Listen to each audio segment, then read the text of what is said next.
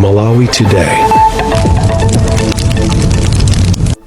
39 million. Mwabwezapo zingati? Of course, sinabwezeko kena kalikose.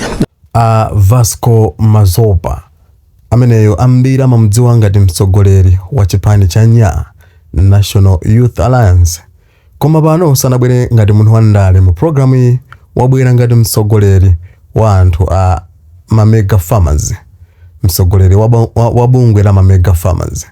Nde anthu amenewa akuti akufuna ndalama zokwanira 400 billion ngati chipukuta misonzi chifukwa choti maina awo analengezedwa m'parliament. Kotero iwowa akuzimva ngati kuti chimenechi chinali chipongwe kumeneko kunali kwanyazisa.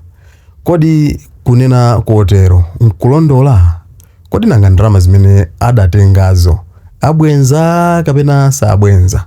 Takhala ndi pomwepo pamene Amazopa akucheza ndi Alex Banda mu programu imene ya exclusive interview. Takhala ndi pomwepo. Ndreni muzodi ya exclusive. Tatokoza kwambiri brother Rex. Azikuambini. Ndimafuna ndimvetse makamaka pachiyambi. Yes. Zinatheka bwanji kuti inu alimi mubwere limodzi kapena payekha mupite mpaka na kukapeza mwayi opeza ngongole kudzera ku mic ndi kuchita ntchito ya ulimi makamakanso yogwirizana ndi mthirira?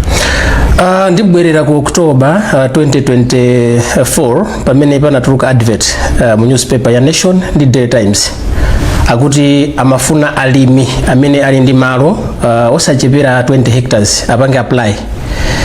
Yeah, so ineyo ndi gulu lonse mkuliona lija tinapanga nawo apply. So tinapanga apply, tonse amene tinapanga apply number it was about 2,238 alimi dziko lonse, anatengapo alimi 952. So I was privileged, komanso alimena we are privileged kuti tinatengedwa lonse pa ndandanda wa alimi 952. So timapanga apply. Muli ndi munda? Of course, yes. Yes, munda Ukasungu kwa Lukwa.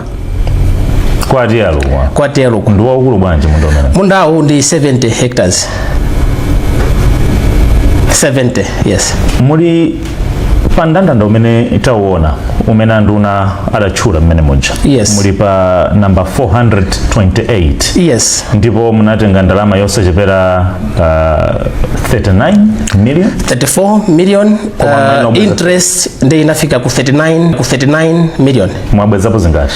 Of course, sinabwezeko kena kalikose, ndili pa zero. Sinabwezeko even one kwacha. Chifukwa chani?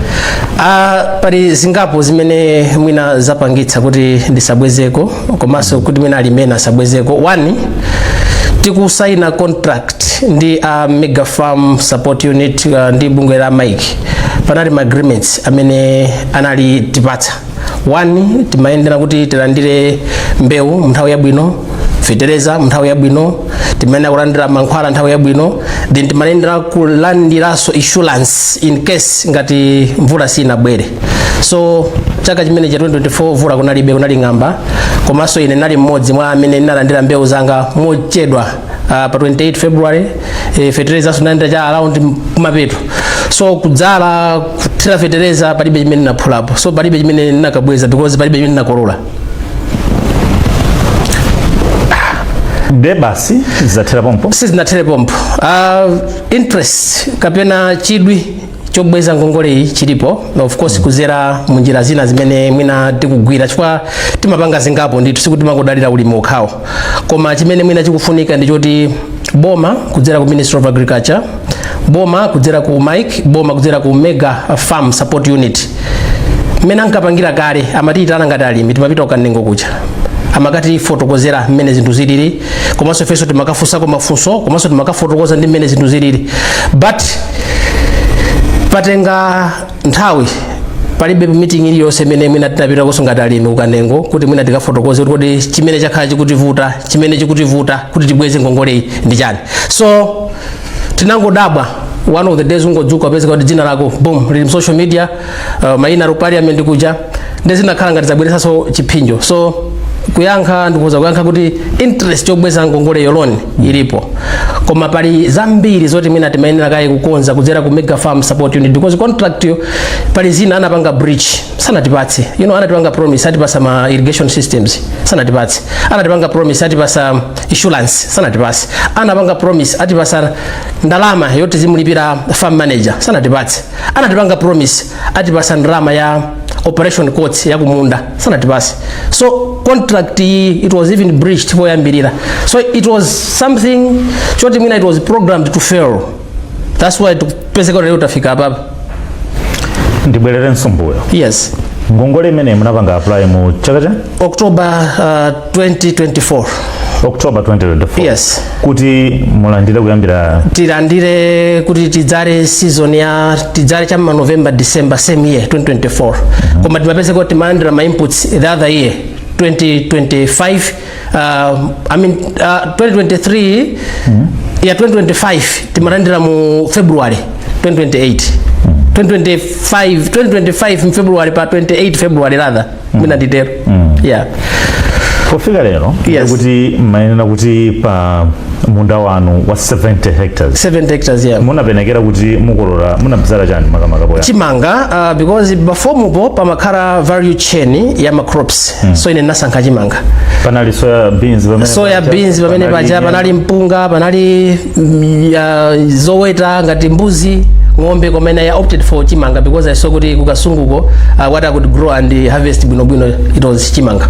Nakhala kukasungu kwalukwa mtsinje omwe mayembekezera kuti akuthandizeni ndi zipangizo ndi kuti chimene chinachitika titapita kukayang'ana malo olima amayikisa anabwera Mega Farm anazabweraso anatilangiza kuti tingopeza pamene pali madzi pafupi atikumbire zitsime za irrigation zitsime zoti angokumba zitsime.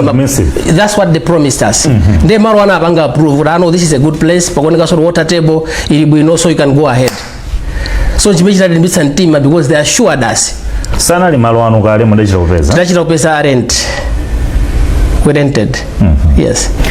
Nditapita pa website ya Mike. Yeah. Amanena kuti akuthandizani ndi zamthirirazo. Anakakamizanso kuti aliyense amene akutenga ngongole imeneyi akhale ndi insurance. Yes. Koma inu yomwe mutachititsa msonkhano watu ankhani. Yes. Munasonyeza kusakondwa ndi insurance imene. Palibe amene analandira ku insurance ina iliyonse from all the 952 mega farmers amene tinapanga apply palibe. That's why itabwera ngamba ija itatipanga hit tosefe tinavulala. So 800 nonse munavulala. Tinavulala. So panopa ndi papaya I would say kuti we were sold a raw deal. Because whatever they promised sanapange. Mbuyomu. Yes. Mwakhala mukuchita ntchito ya ulimi. Yeah. Mwalimako chani? Soya. Ndalimako soya, ndalimako chimanga but at a small scale.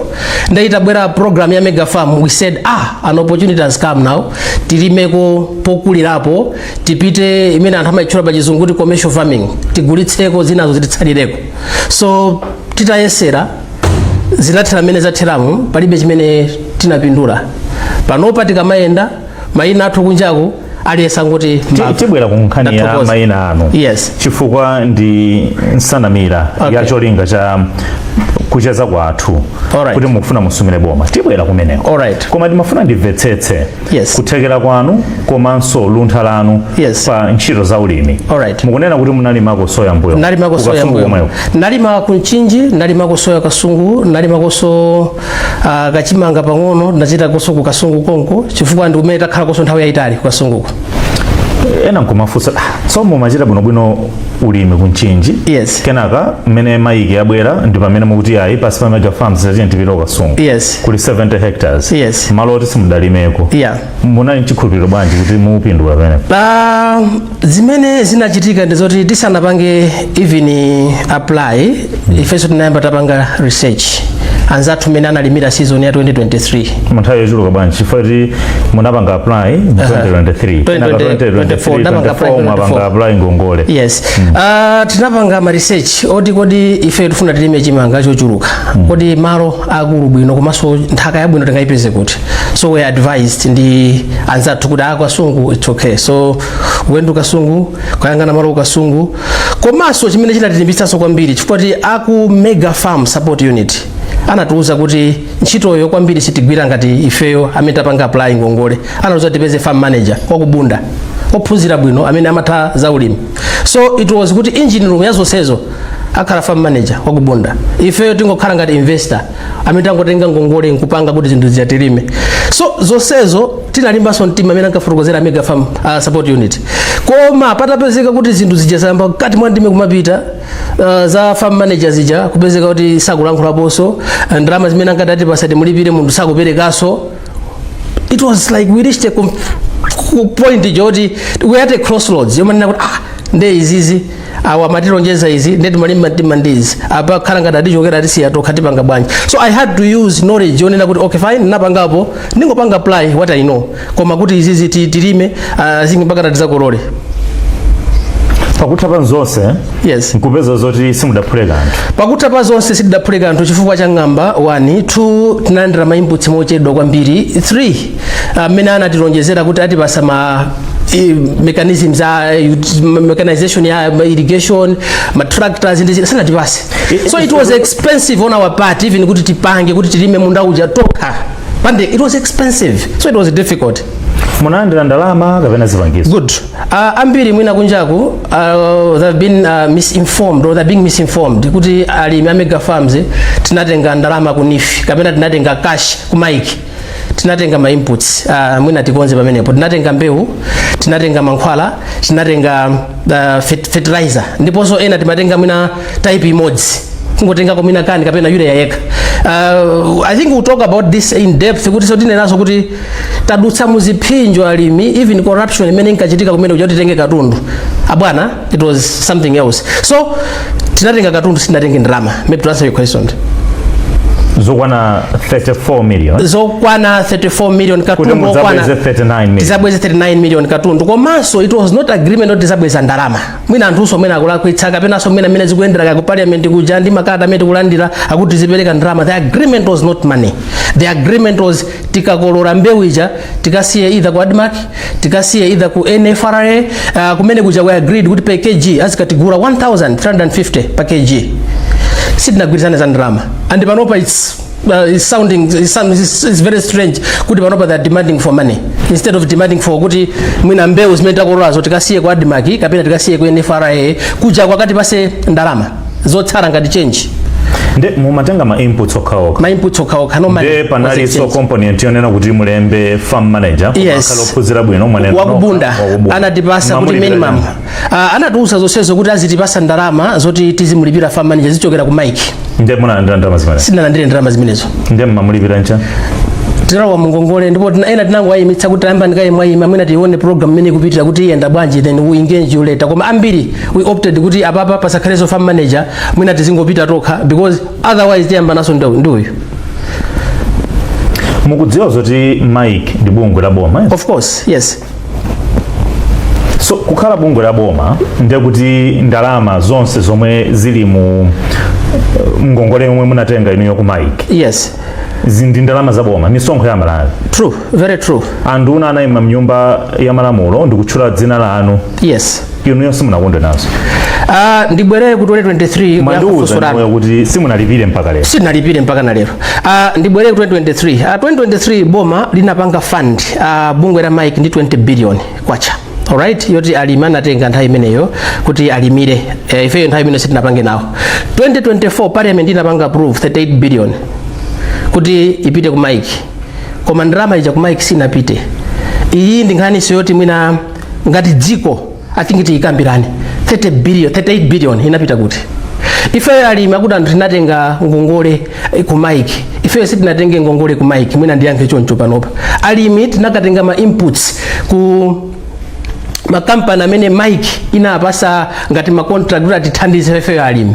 Kampani ngati ETG, makampani ngati Paramount Holdings ndi ku Smallholder. Ifeyo tinakatenga ma inputs kumene kuja Mike amene analipire amene aja. Nawo ku Mike funding yawo imene inachoka boma 38 billion sinapeze. Mike ali ndi ngongole yotapereke kwa ajana tipasa ife katundu. Nkhani yonse kuti minaso izilimba izivuta chifukwa choti ena aka bana tipasa katundu akuvuta afuna ndalama yochokera ku Mike. Koma ku Mike 38 billion kuja sinafike. alimi sitinatenge ndalama ku Mike, alimi sitinatenge mwina katundu wa Mike, koma tinatenga ma inputs kwa amene anapasa contract a Mike. So ife tukhala ngati third party mwina ningotero alimi tavulala chifukwa choti boma 38 billion anthawi imene sinaoneke ku Mike. Kukana khala kuti ku Mike 38 billion chenalowa awa ma suppliers awa kanandira ndalama yawo mwina izizi kanathaso ndi kukambirana anali kuti naming and shaming imene chitika parliament ija kapena zimene zikuyenda ma social media zija sizikanachitika zimene zija. Believe you me kuti ena amene atuluka pamene paja anayamba kulima even before mega farm isanabwere, ena ali ndi ma estate awo akuluakulu. Alright, so it's embarrassing, it's humiliating. Munthu anayamba kulima 1990, anayamba kulima ma 2000 ka season ka 1 year dzina lake laipa. Tukupanga fota Mike, tukupanga fota NFRA, tukupanga fota Admark, tukupanga so fota even boma through Ministry of Agriculture, because they never called for any meeting ndi alimi kuti tikambirane. Zijazi zimaenda mwina kuchitika after kuti takhala takambirana alimi mwina tauza kuti ano ngongole imeneyi talephera kubweza sitibweza. Pa Zambia pompa pa ngongole za alimi izizi zitavutanso anzathuso, they were given a period, a period was extended. Anathandiza boma ndi maronze ena kuti abwezere ngongole ya kumbuyoko. Anapasaso even I think 3 to 5 years kubweza ngongole. Koma kwathu kuno just barely 12 months. You see our names are flying on my social media, my names are parliament kuja. Do you think we are doing justice kwa mulimi amene amajetsa dziko la Malawi? Do you think anthu ena amene afuna kutenga ngongole kuboma azikhala ndi chidwi kutenga ngongole kuboma? Ndizoopsa izi. Panthawi yomwe mukuti mumakumana ndi mikwingwirima. Yes. Mukuchedwetsa kutipatsa zipangizo, yes. Mukuchedwetsa kutipatsa mbewu, mukuchedwetsa kutipatsa fertilizer, kodi nanga mapampo opopera madziwo aja ali kuti munafikirapo nthambi zimene mukutchulazi. Talemba makarata ambirimbiri aiteli kuti ena fe timagona ukanengo kuja. Timagona kusimohoda kuja. Mama wako ngosukusula kumaso kuloso kulowa nkati mu office muja. Kudikirira ma inputs kuti atipase. Anthu timakhala kusidiko kuja akutuza mbewu sinabwere ikuchokera ku Zimbabwe, kudikirira kumene kuja mpaka na timakhala even ndi ma options onena kuti sinapanga apply mbewu imeneyi koma just because zinthu minazo zikuchedwa kumene kupita ku parliament prep whatever is available ndipaseni. We tried all what we could do. Koma let me tell you abwana, Malawi uyuyu alenda anthu ena ake ndoti zochitika zawo ndokhomerera kwambiri. Komanso Malawi uyuyu alenda anthu oti zochitika zawo ambiri they're very corrupt. They're very very corrupt. Document tikalembera kuti yankhidwe 2 weeks 3 weeks.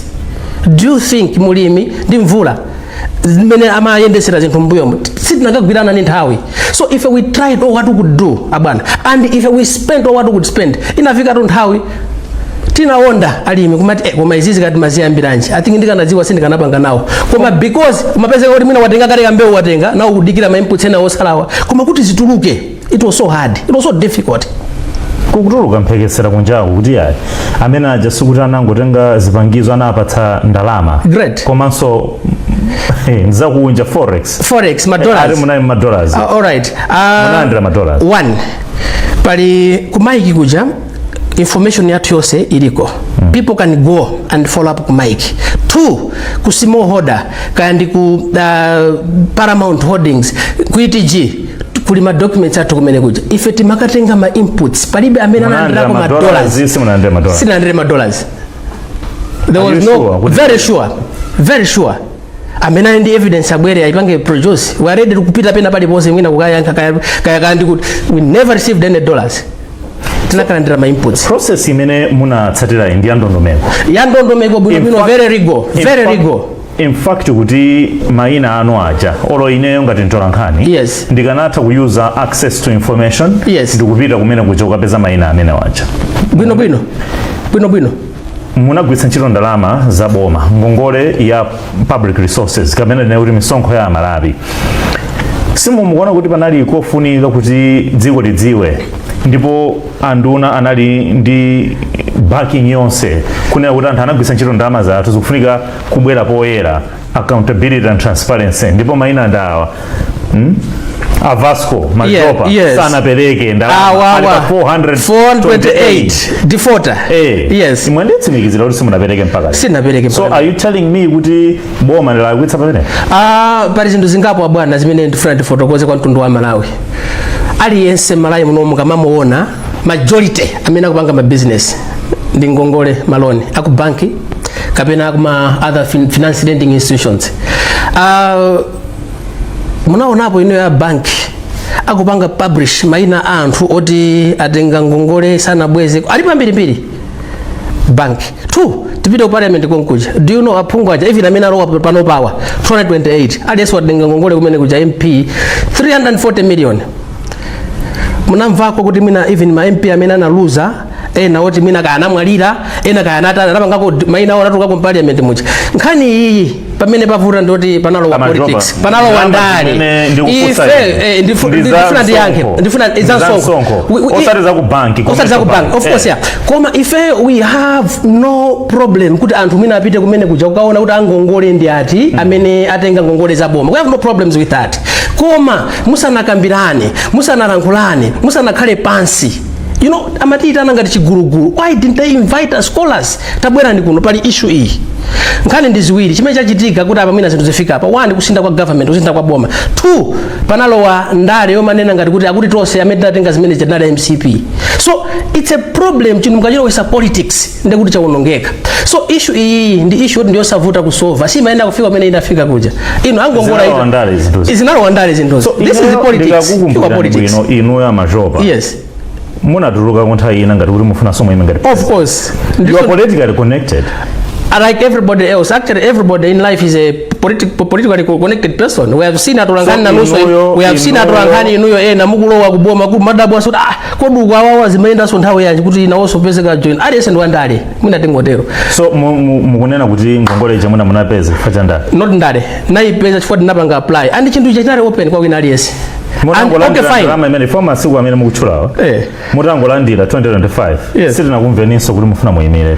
No. Ine naza kumapeto kweni kuti mapepala kuperekedwa ku September kuja. That's where titakhala pasi ndi team yonse. We decided to say no, apa ma chances of winning tilibe. Sitingawine because it's a two horse race. It was inajogera kuti poyambapo tinaonabe kuti azipani izi ma traditional parties wa akuoneka ngati kuti tisokoneza kwa nthawi yayitali makamaka kumbali ya achinyamata. So we felt like we need a third force imene ibwere but from achinyamata perspective. So kusayimira kuja tinaonabe kuti apa tikhoza kumathamanga koma mtunda ndopanda madzi. Bwanji panopa it was between DPP and MCP. One of the two was supposed to win. So if we decide not politics, you can go investigate anywhere. No, actually matisha amene timaprint nthawi manager achipani kuonena kuti tiyimira timanena kuti boma ili tisintha zinthu zisintha timanena boma la MCP abwana pano ndi pamphepo ngatiso program iyi ya mega farm inaonongekaso anyamata ambiri amene mwina anathandiza kuonongeraso nali boma limene linaluza lija and alimi ambiri ndikukuwuzani kuti amanena kuti mwina ikalowa boma linali izizi ichi program ya DPP ya mega farm iyi asayisintha izakhala kuyabwino because what we went through even the MCP ija it was hard, it was tough. Izizi tunazo sesi ma 38 billion funding inapanga proven boma la MCP drama ili kuti izizi tukunena zikuti tinali ndi ng'amba anatipromisa zinthu zambiri mbiri. It was not boma la DPP, it was boma la MCP. So abwana zinthu zinativuta zinthu zinatipweteka zinthu zinatiwawa ambiri anasauka because of mwina boma lomwe lija. How could you say kuti ife timakhala ngati kuti tinapanga zimiza chifukwa cha ndaleso ya MCP? It's an insult.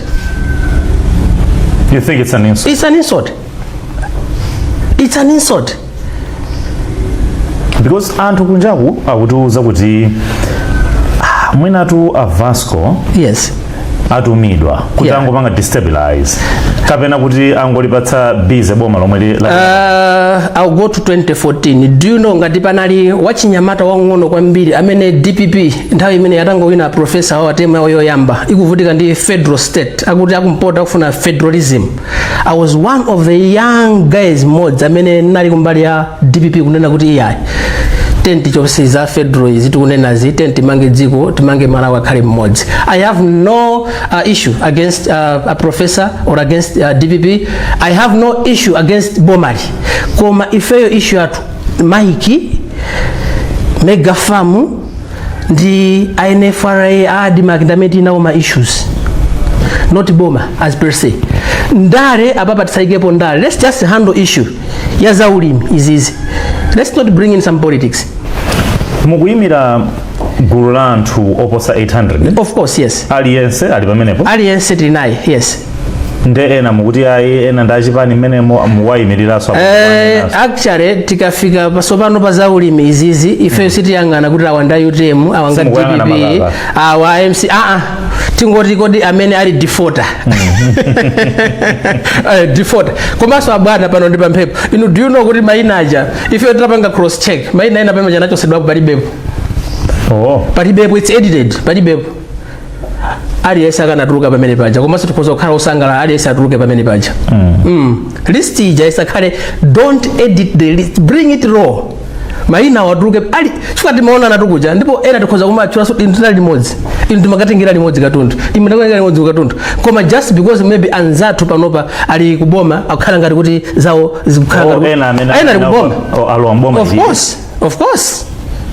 of course without fear of contradiction kuti boma lacho tsapu maina amene situkuti boma tufuna document yose ija simwati muli access to information inayo document yose funika maina ose aja akanatuluka wose ndandanda wose komanso chifukwa chani woti ena makabweza kumene kuja upeze kuti maina akutulukaso patatu koma munthu anakabweza ndalama kana akabweza ma inputs document ili ma errors ambiri document yathu ili ma errors nde aliyese mukuti afuna ndalama zingati uli boma limpepesa ngati imene ya bwana ndi alimi amene akuona kuti zinthuzi zikhala pano patu maina athu apita tu ma credit bureau kuti ife tungongole kwina kuti onse sitingatengere ndi malamulo imathandizira kuti omwe sakubweza ngati asapeze sompata ngongole ina that's why a credit bureau exists yeah so mufuna zingati aliyense alimi you know of course apa it's inatuluka mu nation akuti 400 billion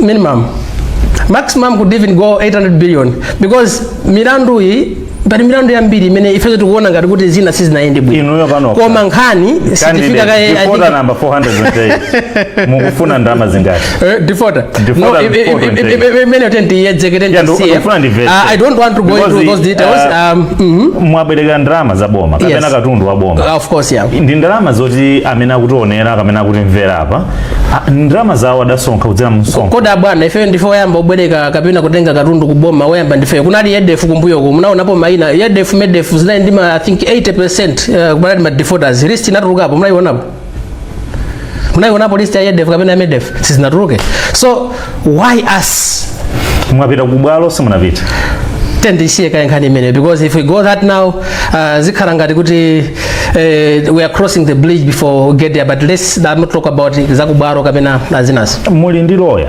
ndikukhulupirira of course anakulangizani kuti mwina nkhani zokambidwa mnyumba ya malamulo nduna zimakhala zotetezeka ndi malamulo anatiusa kuti kuja kumakhala privilege so privilege information ngati ya ku parliament yes mukubwera kunja kuno ndikumaza dandaula mukuwauza ama newspaper kuti yayi tikufuna 400 billion kwacha atipepese ifo chozinyazitsira dzina kodi ifeyo ndiobwera kapena ndife amalawi kodi ifeyo ufulu olankhula tili nawo kapena tilibe ufulu olankhula kodi mukamati mwina apena mkuti tinadya ndalama za Malawi ifeyo ndi amalawi kapena ifeyo ndife maburundi matax misonkho mukunena ife sitimasonkha nawo mukamati za misonkho komanso mukamati tikukhala ngati tikulimbana ndi anduna kapena tikulimbana ndi boma do you know kuti zinthuzi panakakhala ma mechanisms ena amene mwina anduna sanakafike kumene kuja anakayanira kuti mwina atenge afotokoze ife tu sitikunena kuti maina amene atulukira kuti zachitika kale zimene zimene zachitika of course we are okay with it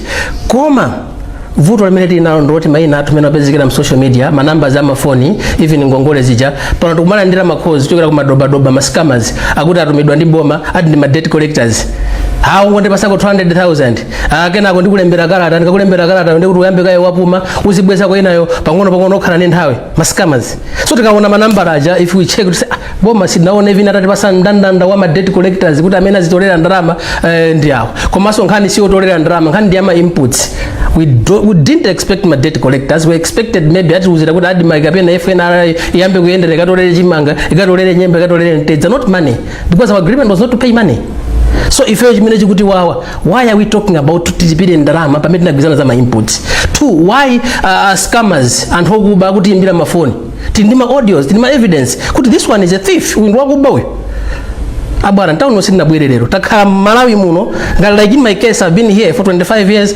and even under also I've mingled with them ambiri I know them so I know the systems zimatere and ambiri mafarmers ambiri amene tili nawo ndakulu they have done farming here so zimene zikuchitika papai phada kapena tikhoza kunenaso kuti tikungolakwirana and we are just building unnecessary tension in the country. This is unnecessary. Vasco. Yes. Mazopa. Yeah. Ndi mlendo watu program ino ya Zodiac exclusive. Iwowa pambuyo pa kapena patsogolo pali miwena oposa 800 akufuna kuti boma liwapepese kamba kuwanyezitsira dzina atapeza mwayi wa ngongole wa zipangizo zoti achitire ulimi. Nkulankhula kwathu iwowa akunena kuti sanabweza ndalama iliyonse ndipo pano pofuna kuti ife tidziwe kuti kodi pochoka pano mubwenze kapena simubwenza ndalama imene fomu andiuza kuti 70 hectares ku Kasungu. Yes. Palibe chimene munaphulapo. Of course, palibe naphulapo. How possible is that? Very possible. 70 hectares. Very possible. Very possible. Amene anapanga kuza ulimi, they understand what I'm talking about. Amene mwina sasa kuza ulimi, they can't understand what I'm talking about. Koda bwana mvura sina bwere. Ndithirira ndi makeni. Mvura sina bwere. Ndikagula madzi amabotolo, ndikathirire munda wa 70 hectares. I can't manage.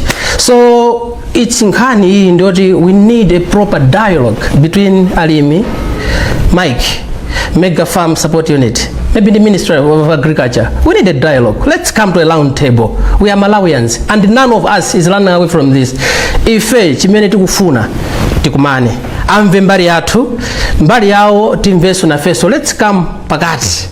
Koma zote ziko kana wakokera huko. At the end of the day, tukujadesa dziko and we are building unnecessary tension funa ndibwereze.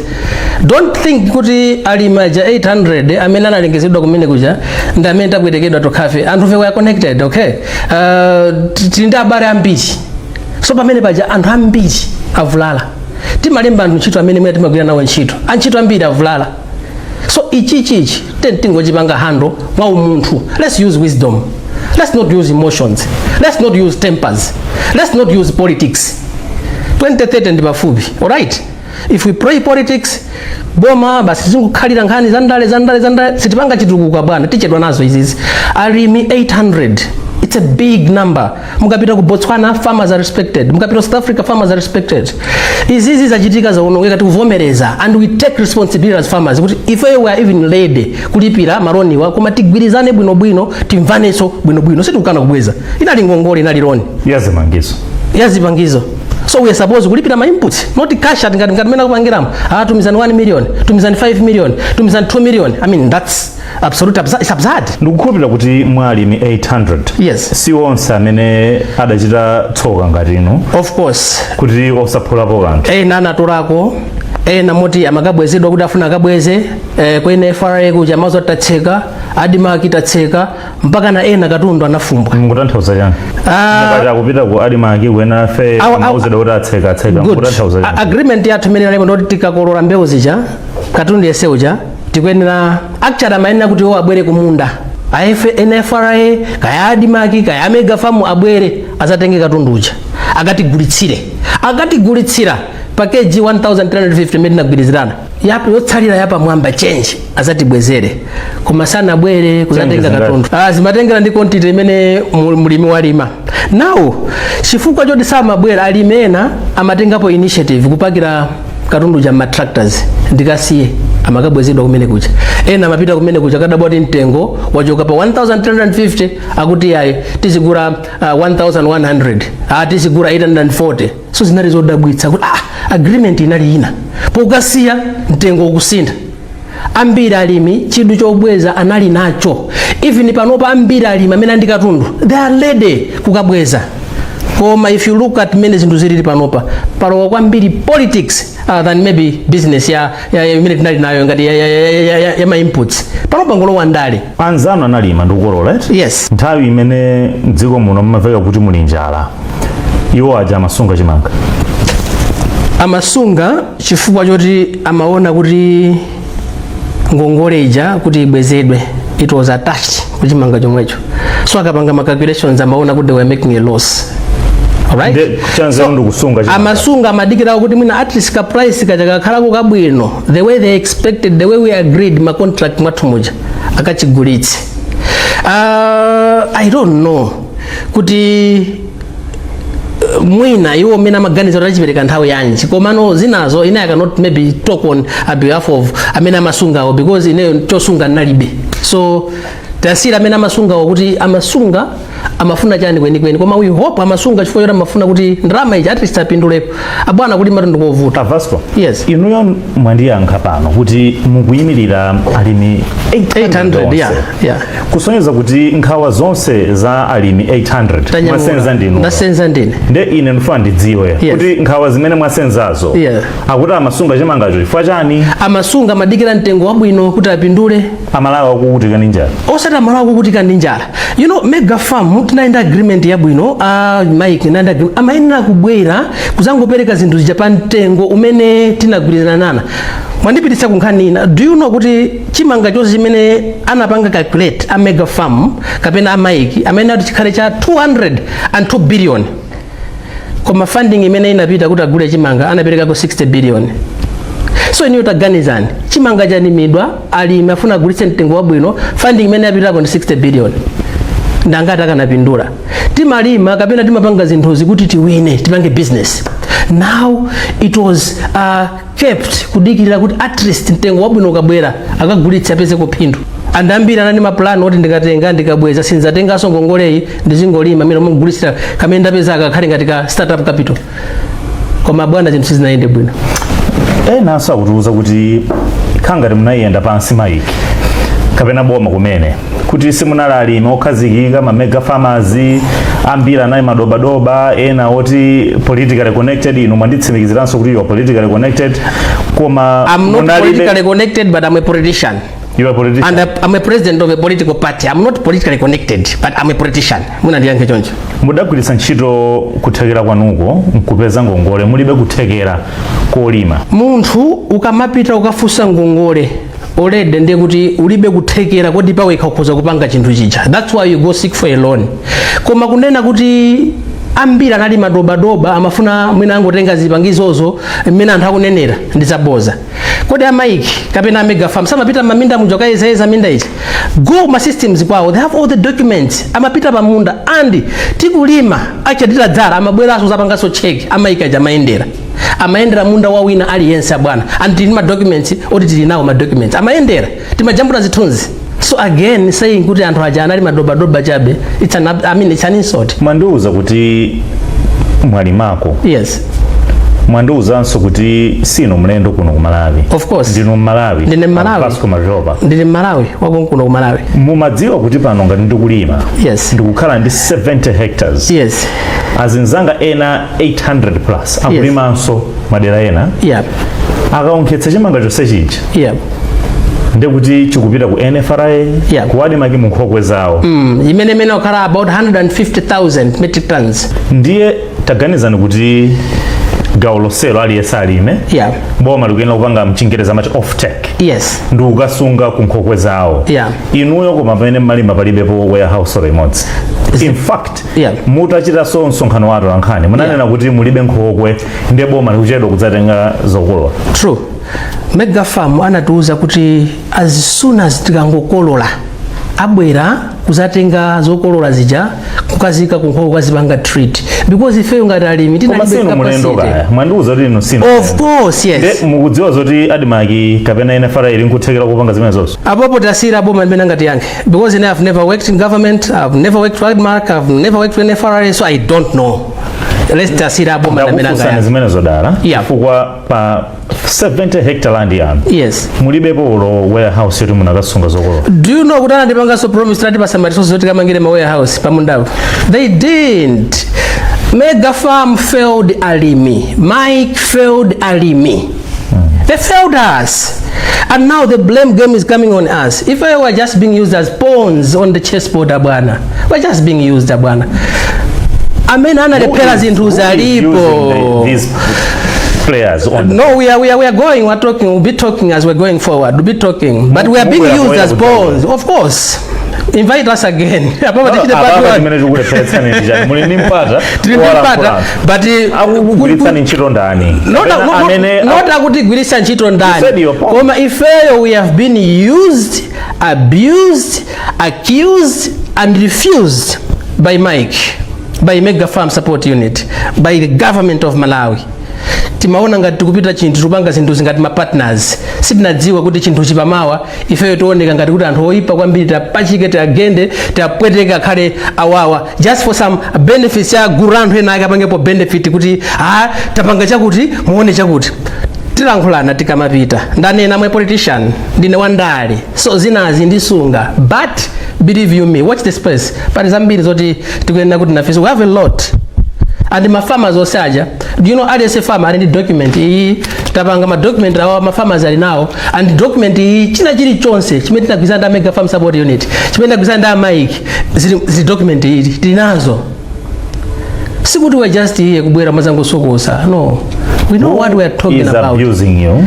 Who is using you? Mike used us. Mike abused us. Mike has accused us. Ndamena anapeleka maina kwa nduna. Mike panobali busy kumatembera magara at my demand letters and you wonder to say what kind of an organization is this? Instead of inviting Alimi, come, let's have a round table, let's talk as partners, let's talk as a farmers meeting. Akutopa jani kutadita netose. Why now kupezeka kuti our names maina manambala madoba mascammers akumati imbira mafoni. So Mike yatibweteka. Mega Farm Support Unit yatibweteka. Anatronjeza zinthu zimene sana kwanitse kupanga kuti ifeyo zinthu zititekere. And this program dinene pano, it was a program to fail from the start. Iwo wanadziwa the games that they were playing anaziwa ababa would do this, would do this, would do that, would do that. At the end of the day awasepezeka kuti avulala ruku basi mukaonkhetsera yes. Ndalama zonse zomwe maina kubwenza alimi oposa 800 about 55 billion. 55 billion of course, yeah, with interest, yeah. Mwanatenga pafupi 46 billion of course, yeah. So interest makara 15% pa imene watenga ma input yaja 15%. Ndalama imene jengolo madzi basi isalowe madzi ndalama imene ikwenera kubwezedwa. Right? Ndarama ikwenera kubwezedwa.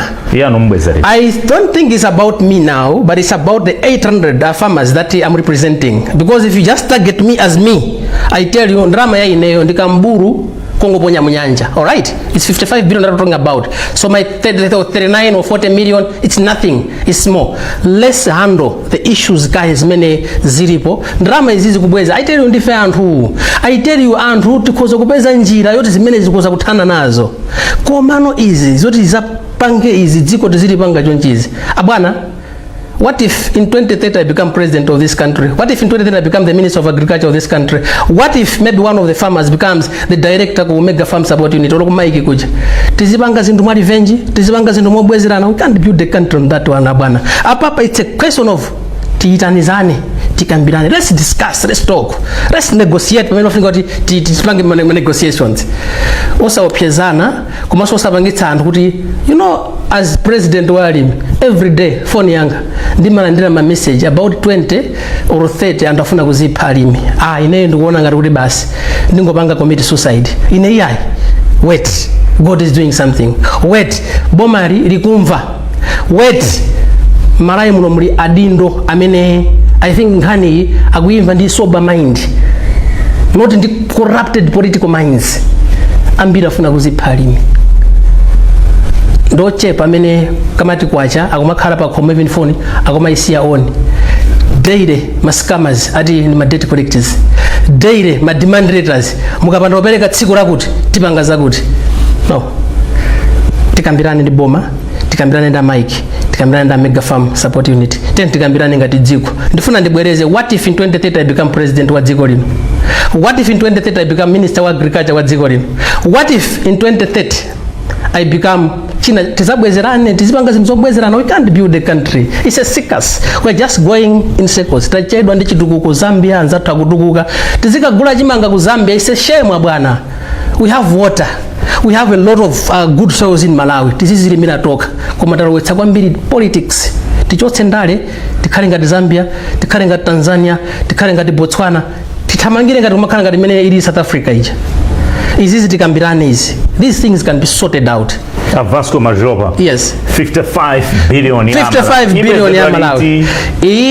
Alimite ni tikhale pamodzi ndi boma tikambirane, rest maybe sindichula tsiku because nangasi ambiri amene ali ndi ngongolewa, even ena so ma input awo anafumbwa, amene chimanga chawo chinafumbwa, so ambiri panopa they are confused, and of course akudikira so season yakakolola ngadanga peze kena kake kumina tiyambe kupanga finance za ronizo tuone. So we just need first pakhale ka dialogue. Let's talk. Tipange iron out my issues awawa. Pachitika zinthu zambiri pakatipa. Tikonze dziko pa umodzi. Anzanu 800 amene anali ma mega farmers. Yes. Samamva kuwawa kuwawidwa kuti anzawo kumodzi ali ndi njala koma akusunga ndithu chimanga kumalikira kuti yayi kantengo kakwereke bwino kena katikagulitse ku NFRA. Samamva kuwawa anzanu. Ukaoda katundu aliyese amafuna kuti apange phindu kwa business. Alright? Ndikufunseni funso. Apapa anthu ena amene tili m'Malawi muno panopa, even ngakhale chimanga cha ku Zambia chikubwera ka chimanga cha chipa, ena abitu ali ndi njala. Alipo bena kuti akugona ndi njala, alipo ambiri. Koma tent samathamangire nkhani kumayikankhira kwa anthu akumudzi as if you have anthu akumudzi more than mina anthu akukondera mina mimba zawo kapena kungozikundikira mina mphamvu kapena chuma. Anthu akumudzi, let's not use them kuti tikhale ngati kuti alimi tioneke ndi anthu oyipa chifukwa anthu akumudzi amafa ndi njala lero ena amasunga katundu. Amasunga katundu, they were justified, anali katundu wawo, analima okha. You couldn't force them. Amafuna ndrama, amafuna phindu. So let's not blame them. Titero. Let's not blame them. Chabwino. Tikutseka kucheza kwathu a Vasco Mazopa. Yes. Mtsogoleri wali mopasa 800. Yes. Amene anachita ntchito ya mega farms. Ma defaulters. Ino monga defaulter 428. Mau otsiriza omwe tikumaliza kutankhulana kwathu komanso kuzukuta nkhani imeneyi nkukhala otani. Ndithokoze kwambiri a Zodiac kuti mwatipasa space yoti mina mbali yathu ingati alimi nafenso tamvekako chifukwa kumamveka mbali imodzi. Parliament, masamba mchezo, ife simnatimve ndipo timayenera kubwera, mina simayenera kubwera ndekha program iyi, timayenera kubwera ndi alimi 800 aliyese ndi ma documents ake, aliyese ndi nkhawa zake afotokoze ku mtundu wa Malawi, koma because of nthawi sizikanatero. Chachiwiri ndipemphe boma tiyeni nkhani imeneyi tikonze in a very sober way. Ineyo I believe there is a solution out of those says kutsogoloko azathu pemphera mati breakthrough, kuti breakthrough kuboma 55 billion, kuti breakthrough kwa alimi because alimi ambiri after izizi china chake tachiphunzira kuti I think moyo usamadalire kubwereka kanthu nkhako kaeni katukwanitsa taonera apa, so taphunzirapo kaeni katukwanitsa easy taziona. 3 ndapempha alimi kunjako asaziphe, asathawe, tikhale m'Malawi muno. Problem iyi yatibwerera kuti tisolve. Running away from a problem is not a solution. Let's face this one head on. I like kwambiri quote imene analankhula the late Nelson Mandela. He said, falling down in life doesn't really matter, but what matters is how fast you rise after falling. Tagwa zinthu zativuta tidzuke, ngongoleyi tipange service, tibweze 55 billion, koma akubomawa ngati alimi asatitenge ngati anthu oyipa kapena zigawenga kapena anthu oti Malawi muno tilibe tsogolo. Abwana taonapo anthu ena akumangidwa mabero, anthu ena akulandidwa katundu akupanga rise. Mulungu anatibisira mawa, tisamale pochita zinthu. You might not know kuti abanda you're talking to the next president wa dziko lino mu 2030. You might not know pali mipompaja, pali nduna, pali ma ambassadors, pali ma managers akutsogolo pamene paja. We don't want to build our country on revenge. We don't want to build our country on humiliation. China, ma Americans, ndi ma British kale nkhondo zawo za zimene ankaipanga China anayipanga humiliate for many years.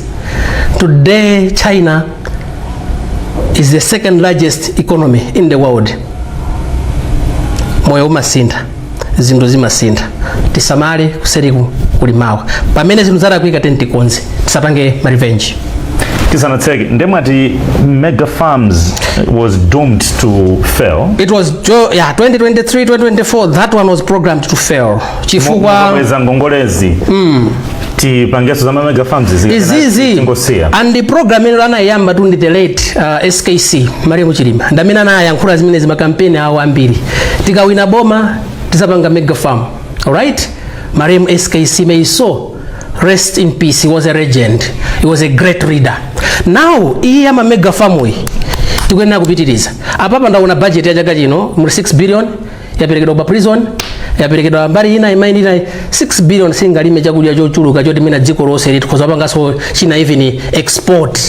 Iyi program iyi ndi yabwino kwambiri komanso alimi amene talephera apa 800 amene we have been named and shamed.